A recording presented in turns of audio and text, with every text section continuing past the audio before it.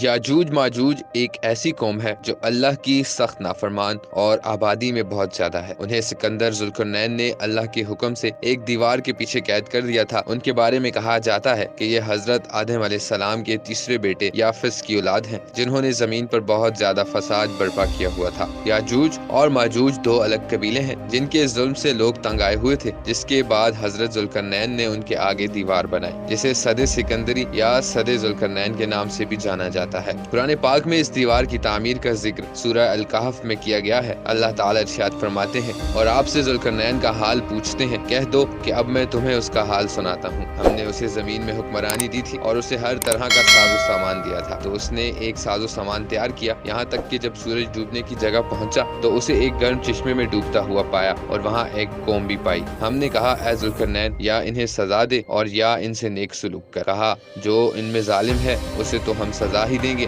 फिर वो अपने रब के हाथ लौटाया जाएगा, फिर वो उसे और भी सख्त सजा देगा, और जो कोई ईमान लाएगा और नेकी करेगा तो उसे नेक बदला मिलेगा, और हम भी अपने मामले में उसे आसान ही हुक्म देंगे। फिर उसने एक साजो सामान तैयार किया, यहाँ तक कि जब सूरज निकलने की जगह पहुंचा तो उसने सूरज को एक ऐसी कौम पर निकलते हुए पाया कि जिसके लिए हमने सूरज के इधर कोई आड़ नहीं रखी थी। इस तरह ही है और उसके हाल की पूरी खबर हमारे ही पास है। फिर उसने एक साजो सामान तैयार किया, यहाँ तक कि जब दो पहाड़ों के दरमियान पहुंचा, उन दोनों से एक तरफ एक ऐसी कौम को देखा जो बात नहीं समझ सकती थी। उन्होंने कहा कि ऐ जुल्करनैन, बेशक याजूज माजूज इस मुल्क में फसाद करने वाले हैं, फिर क्या हम आपके लिए कुछ महसूल मुकर्रर कर दें, इस शर्त पे कि आप हमारे और उनके दरमियान एक दीवार बना दें।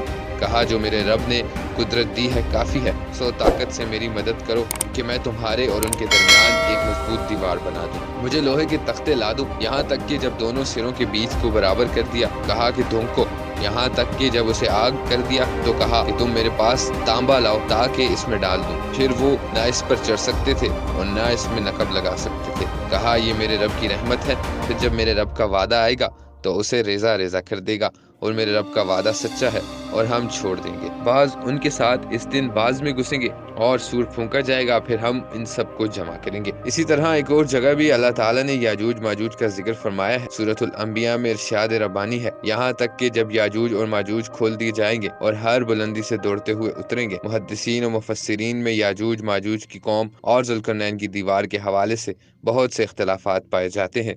अब तक 5 ऐसी दीवारें सामने आ चुकी हैं जिनके बारे में क्यास किया जाता है कि उनके पीछे याजूज माजूज को कैद किया गया था। उनमें से एक दीवार चीन भी है, लेकिन ये आम मसाले से बनी हुई है। यमन में दीवार मारब के बारे में भी सदे जुल्करनैन होने का गुमान किया जाता है, लेकिन ये सैलाब रोकने के लिए बनाई गई थी। कफकार में दरियाए खजर और बहर अस्वद के दरमियान दीवार की तरह का पहाड़ी सिलसिला शमाल और जनूब को अलग करता है। यहाँ एक लोहे की दीवार भी नजर आती है जिसके बारे में लोग क्यास करते हैं कि यही जुल्करनैन की दीवार है। याजूज मजूज हजरत जुल्करनैन की बनाई गई दीवार के पीछे कैद हैं, जो कुर्ब क़यामत के वक्त जाहिर होंगे और ज़मीन पर खूब फितना फैलाएंगे। बाज़ रवायात में आता है कि याजूज माजूज इस दीवार को गिराने की कोशिश करते हैं लेकिन नाकाम हो जाते हैं। जब अल्लाह की रज़ा होगी तो दीवार की खुदाई करने वालों में से एक कहेगा कि कल हम इंशाअल्लाह इसको तोड़ देंगे। इंशाअल्लाह कहने से अगले रोज़ ये दीवार टूट जाएगी। याजूज माजूज ज़मीन पर फैलते चले जाएंगे, जहाँ से गुजरेंगे तबाही फैलाएंगे, मखलूक खुदा को अपने शर फसाद का निशाना बनाएंगे। उनका एक गिरोह जब भागता हुआ झील तबरिया से गुजरेगा तो सही मुस्लिम के मुताबिक वो सारा पानी पी जाएंगे। जब आखिरी गिरोह वहाँ पहुँचेगा तो कहेगा, कभी यहाँ पानी हुआ करता था। बहर तबरिया इसराइल में ताज़ा पानी की सबसे बड़ी झील है। इसका जिक्र तौरात और इंजील में भी आया है। हज़रत ईसा अलैहिस्सलाम ने ज़िंदगी का बड़ा हिस्सा इसी झील के साहिल पर गुजारा। यहाँ से कत्ल गारत करते हुए याजूज माजूज बैतुल मुक़द्दस तक पहुँचेंगे और ऐलान करेंगे कि ज़मीन पर हमारा कब्ज़ा हो चुका, अब हम आसमानों पर भी कब्ज़ा करेंगे और आसमान की तरफ तीर फेंकेंगे जो खून आलूद वापस आएंगे, कोई उनका मुकाबला न कर पाएगा। रवायात में आता है कि याजूज माजूज की जानिब से आसमान की जानिब से फेंके गए तीरों पर रब ताला की कुदरत से खून आने लगेगा और वो समझेंगे कि उन्होंने आसमान को भी फतह कर लिया है। उनका ज़हूर हज़रत ईसा अलैहिस्सलाम के नज़ूल के बाद होगा।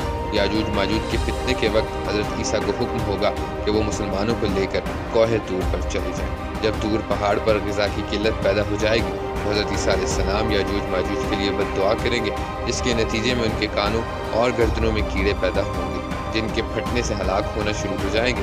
मुसलमान जब तूर पहाड़ से नीचे उतरेंगे तो हर जगह याजूज माजूज की लाशें होंगी और उनसे ताफुन उठ रहा होगा। حضرت عیسیٰ علیہ السلام اللہ سے دعا کریں گے، جس کے بعد خاص قسم کے پرندے ان کی لاشوں کو اٹھا کر جہاں اللہ چاہے گا وہاں لے جائیں گے۔ اس کے بعد شدید بارش ہوگی اور ہر چیز دھل کر اجلی ہو جائے گی۔ یاجوج ماجوج کے بارے میں مختلف روایات میں آتا ہے کہ یہ 9 حصے ہیں اور انسان اور جنات ایک حصہ آبادی ہے۔ جہنم میں بھی ہر 10 میں سے 9 کا تعلق یاجوج ماجوج سے ہوگا۔ ان کی جسمانی ساخت کے بارے میں مختلف روایات بیان کی جاتی ہیں۔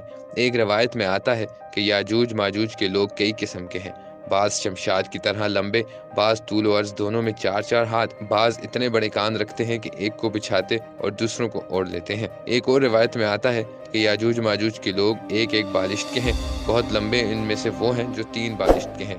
ابن کثیر کے مطابق یاجوج ماجوج انسانوں کی 2 قومیں ہیں۔ ہماری دعا ہے کہ اللہ تعالی ہمیں ہر قسم کے فتنے سے محفوظ رکھے، آمین۔